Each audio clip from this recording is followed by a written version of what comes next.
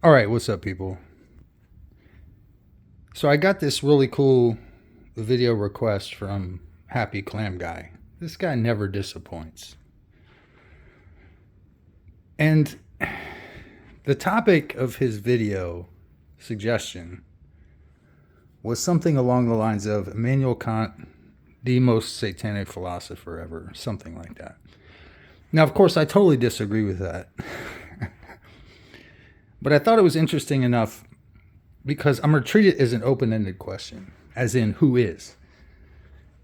And I'll get to Kant because he is actually, I view myself as having probably about four different philosophical influences slash mentors, although I didn't know any of them personally.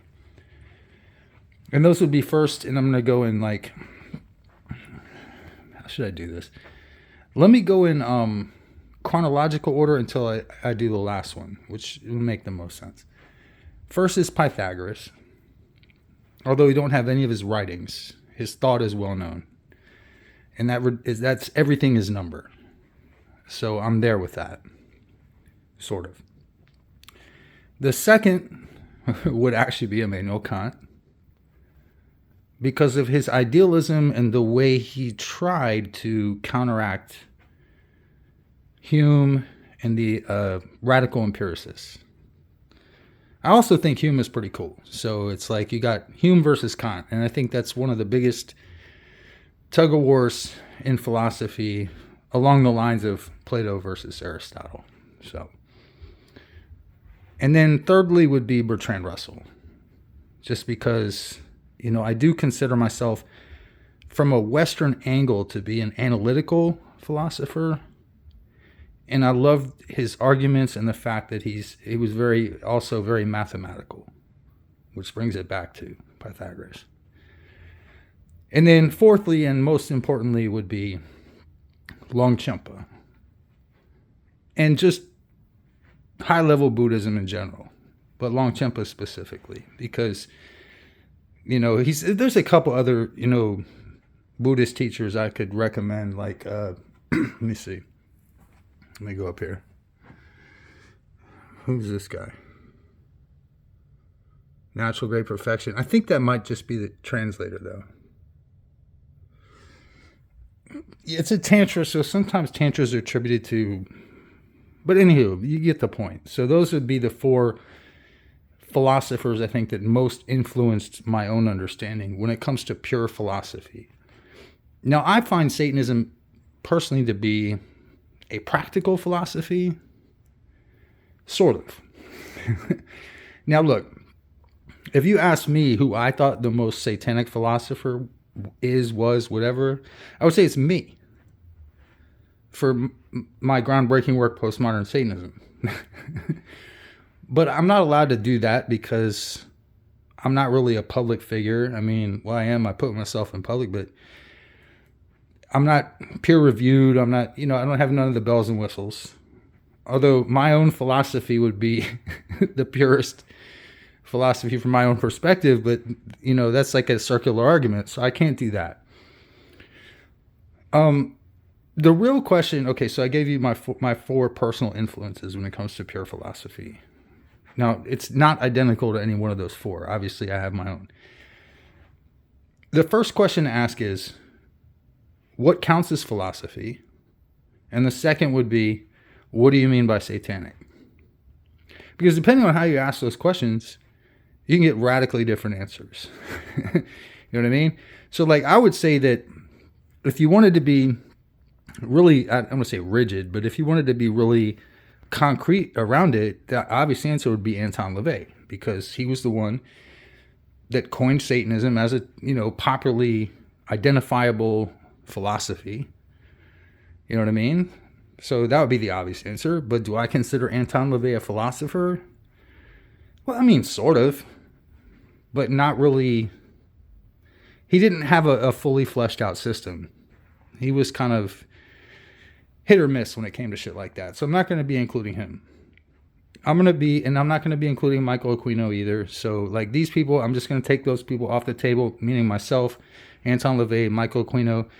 Anyone else that might be what I would call armchair or whatever, even though I think my philosophy is deep, I don't put the whole thing out there. I still haven't.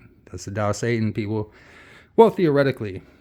I was also joking with T.C. Downey that it might just be a fucking book of haikus. Just to fuck with people. Just to troll people. So, what is a philosopher? I would say it's somebody that pretty much most people would think of as a philosopher. And I certainly don't fit that bill. I don't think Anton LaVey even fits that bill. So, whatever. So then, what do you mean by satanic? Now, that's where you really get into a lot of fucking issues. But when you hear my answers, and I'm going to give 2 names at the end, and it's going to be coming from very different angles, and you'll understand kind of what I'm talking about. So let me first deal with Kant. Now, Kant is not satanic for the precise reason that his entire... in Kant, there are kind of 2 vectors going on simultaneously. He has the critique of pure reason, and he has a critique of moral reason. And in the latter of those, his entire project is to defend God. So he gets disqualified just for that. So I'm not going to go too far into it. I think Kant's metaphysics is very interesting, but I don't think it in any way is either satanic or unsatanic. I just don't think it fits that bill. Now, the guy that most people, if they were pressed, would say is obviously Friedrich Nietzsche. There's probably nobody that fits the bill better than him among well-known philosophers. And when I get to the 2 that I'm actually going to say probably are, you'll see why they're much more satanic than Nietzsche. And I'm actually... I'm not going to describe either one of their philosophies. And the reason why is because, first of all, this is already 7 minutes long, and I didn't want to fucking do that. And I have the hiccups and shit like that because, you know, what the fuck is this? I don't know what the fuck that is. It's like a kiddie drink. What is that? Highs and lows? You better believe it. Nietzsche is probably most people would regard Nietzsche or Machiavelli, and I put up the poll, Nietzsche or Machiavelli. Who would you say is more? I said influential. I didn't say satanic because obviously. And most people voted for Nietzsche, but I think Machiavelli was more influential. Now, who was more satanic? Well, I don't know. One guy wrote a book called The Antichrist, or a tractate, or whatever you want to fucking call it, a short story, if you will.